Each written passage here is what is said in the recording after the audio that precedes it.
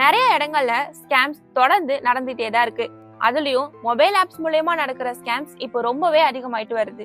இந்த வீடியோல யூபிஐ பின் மூலமா நடக்கிற ஒரு ஸ்கேம் பத்தி தான் பார்க்க போறோம். Jumped deposit scam. இந்த ஸ்கேம் பண்றவங்க நம்ம பேங்க் அக்கௌண்ட்டுக்கு மணி டிரான்ஸ்ஃபர் பண்ணிடுவாங்க.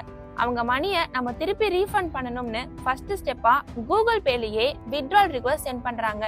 நம்ம அந்த ரிக்வெஸ்ட்டை யூபிஐ பின் போட்டு அப்ரூவ் பண்ணும்போது அவங்க ரிக்வெஸ்ட்ல போட்ட அமௌண்ட்டோட அதிகமான அமௌண்ட்டை ஸ்கேம் பண்ணி நம்ம பேங்க் அக்கௌண்ட்ல இருந்து எடுத்துடுறாங்க.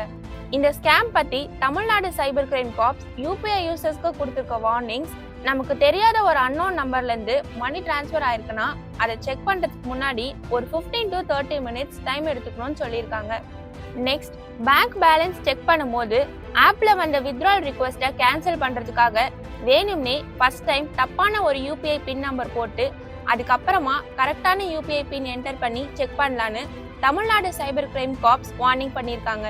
சப்போஸ் நம்ம யாருக்காச்சும் மணி தப்பா டிரான்ஸ்ஃபர் பண்ணிட்டா அதை எப்படி சேஃபா ரீஃபண்ட் பண்ணணும்ன்ற ப்ராசஸை நெக்ஸ்ட் வீடியோல டீட்டெயிலா சொல்றேன். Stay tune to obey the rules channel.